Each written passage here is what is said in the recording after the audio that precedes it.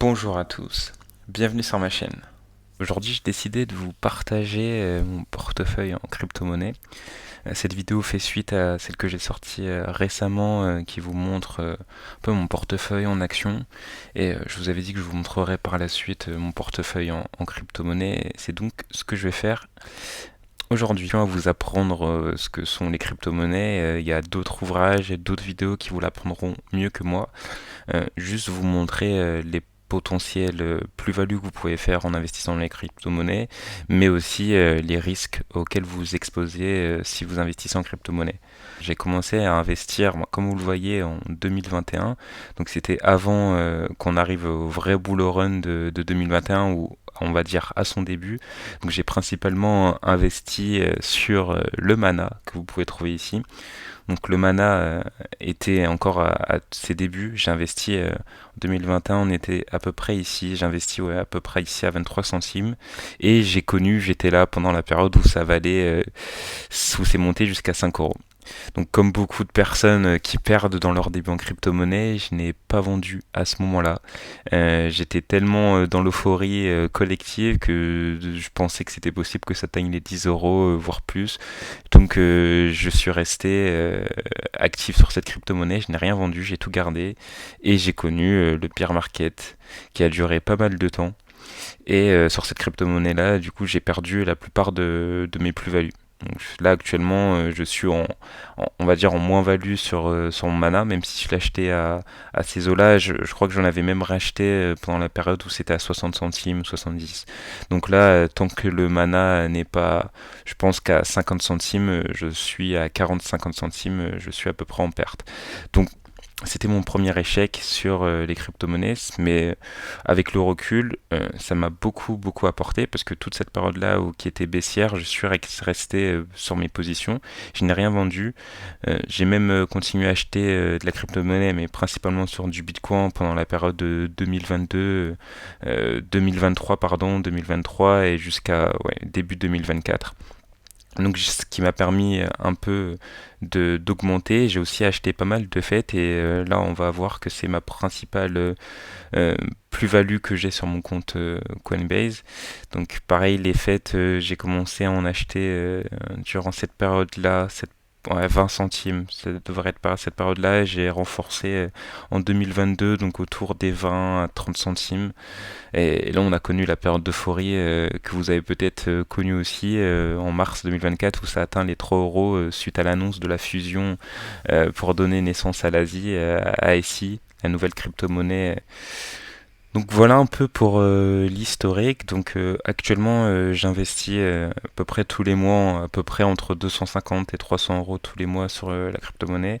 Comme le même principe que sur les actions, en fait, j'investis qu'on peut appeler un DCA. J'investis à peu près tous les mois la même somme sur ces crypto-monnaies-là.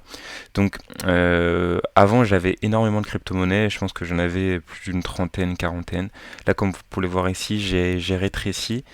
Là, ce n'est pas toutes mes crypto-monnaies. J'ai un petit peu encore sur Binance.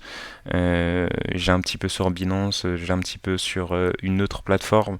Mais là, c'est 90% de mes crypto-monnaies se retrouvent ici. Donc voilà, c'est ce que je voulais partager avec vous. Donc j'ai préféré privilégier un certain nombre de crypto-monnaies pour rester, euh, on va dire, actif sur ces crypto-monnaies-là, pouvoir réinvestir un peu tous les mois. Même si là, dorénavant, j'ai pris comme habitude de réinvestir principalement sur le Bitcoin, renforcer sur l'Ether. Peut-être si vous le savez, avec l'ETF qui va peut-être arriver aux États-Unis, pourrait avoir potentiellement beaucoup de liquidités qui arriveront sur l'Ether, en sachant qu'il a pas mal sous-performé durant toute la période de début 2024. Comme vous pouvez le voir là, on n'a pas encore rattrapé l'ATH de l'Ethereum, donc je pense qu'il y a pas mal de choses à faire avec l'Ethereum. Si jamais l'ETF est accepté, hein, mais si jamais il se met vraiment en place et qu'il est adopté par beaucoup de personnes, beaucoup de liquidités pourront potentiellement arriver sur Ether. Donc on reste optimiste. Donc c'est pour ça que j'investis pas mal sur Ether, je continue sur Bitcoin et sur Solana, je commence à avoir un petit fonds sur Solana qui a pas mal, hein, qui a un peu baissé. Donc là, ce que je voulais partager avec vous, c'était mon portefeuille. en toute transparence, hein, vous montrer ce que j'ai. Vous pouvez me faire part de ce que vous avez, peut-être s'il y a des choses que j'ai que pour vous, vous y croyez plus du tout, ça sera intéressant d'avoir vos retours en commentaire. Être optimiste pour certains, mais je pense qu'on peut y arriver à la fin du bull run ou en tout cas à la fin de l'année. Je me suis fixé, là vous pouvez le voir, j'ai un tableau Excel, peut-être que je vous montrerai parce que c'est intéressant par rapport au budget, par rapport aux livres que je lis, etc. Ça pourrait être intéressant pour certains. Alors que je suis en moins-value avec le total des investissements, c'est pas réellement à 100% réel, mais c'est à peu près à 95% les sommes que j'ai investies. Donc là, vous pouvez voir les bundles et casse-passe et les crypto-monnaies que j'ai sur Binance ou sur, bah là directement, je l'ai sur Caspa. Fed Binance, j'ai aussi des Fed qui sont sur Binance. Donc là, vous pouvez voir, bon, du coup, les Fed à peu près, je suis à 75 centimes 64 centimes d'achat. Donc là, vous pouvez voir à peu près le montant investi et là actuellement où j'en suis. Bon, je mets pas à jour ce tableau-là tous les jours, hein, bien évidemment. C'est plus, je le fais à peu près une fois par mois. C'est juste pour que je puisse avoir ce graphique-là. En fait, aux fonctions, là, c'est à peu près les investissements que je fais tous les mois. Bon, là, c'est dans le futur, hein. C'est pas quelque chose que je tiens depuis très longtemps. Mais vous pourrez voir comme ça pourra me donner une idée si ma performance crypto-monnaie dépasse ou justement est vraiment négative par rapport à la somme que j'investis. Donc, ce que je voulais vraiment vous montrer, c'était les gains potentiels si ATH ou les gains, moi, mais en tout cas mes objectifs à la vente. Donc là, vous pouvez voir les objectifs que je me fixe. Donc là, les fêtes, je me poserai pas de questions. Si ça atteint les 5 euros, je vendrai. En tout cas, tout ce que j'ai mis là, c'est où je vendrai au moins à 80%. Donc si demain les fêtes atteignent vraiment 5 euros, peu importe si pour la plupart des gens on est au début du bull run, on est au milieu ou on est encore on est à la fin, moi je me poserai pas de questions, je vais respecter mes objectifs parce que je m'étais pas fixé d'objectif le précédent bull run, au final, je suis passé à côté de tous mes bénéfices. Donc là, clairement, je vais respecter mes objectifs. Donc 5 euros par exemple pour les fêtes. Le Bitcoin, si on atteint les 100 000 euros, pareil, je vendrai tout. Les Inc, etc. Donc là, vous pourrez voir exactement mes objectifs de vente. Je les cache pas, il n'y a pas de souci là-dessus. Peut-être que je les reverrai à la baisse ou à la hausse durant les semaines qui vont suivre, mais je vais essayer de les respecter la plupart à 100%. Chose importante aussi, là vous pourrez me dire les bitcoins, pourquoi tu vends à 100 000. Il faut savoir que moi j'ai un objectif long terme pour les crypto-monnaies. Je compte investir sur les crypto-monnaies parce que j'y crois vraiment à cette technologie, je crois vraiment à ces monnaies-là.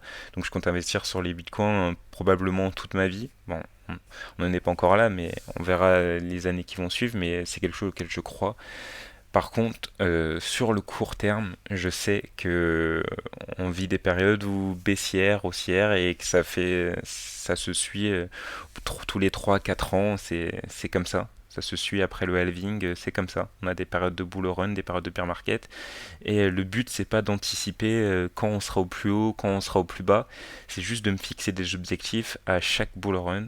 Et là, mon objectif à ce bull run là, c'est 100 000. Quand on atteindra 100 000, je vais vendre, ce qui m'empêchera pas de racheter à la fin du bull run ou quand pour moi on sera dans une période baissière.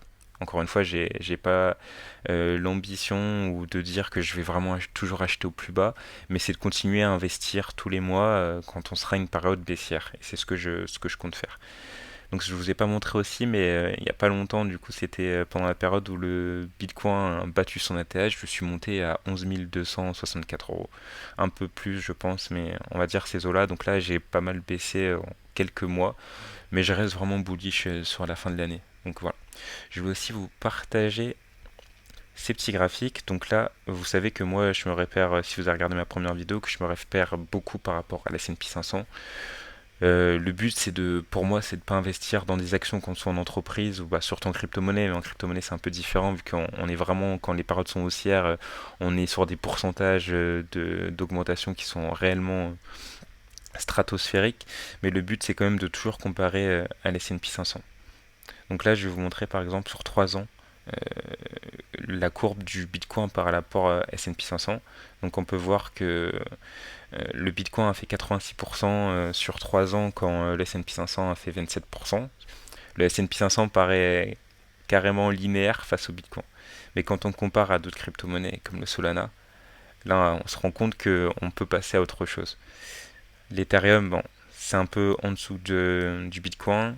Les fêtes, bon là, c'est encore un autre monde. Et bon, les links aussi, ça va être plus bas.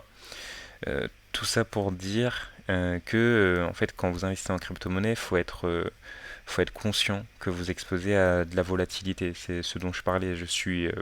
Moi, je suis vraiment bullish sur le long terme. Je pense vraiment que le Bitcoin va atteindre des sommets énormes sur le long terme. Par contre, sur le court terme, quand on regarde sur le moyen terme, toute cette période-là, en fait, que vous voyez ici, euh, moi là, c'est à ce moment-là, en fait, que je veux vendre. Je veux vendre à ce moment-là. J'ai pas l'ambition de vendre au pic comme c'était le cas en 2021. Peut-être que je vendrai à ce moment-là. Peut-être que je vendrai à ce moment-là.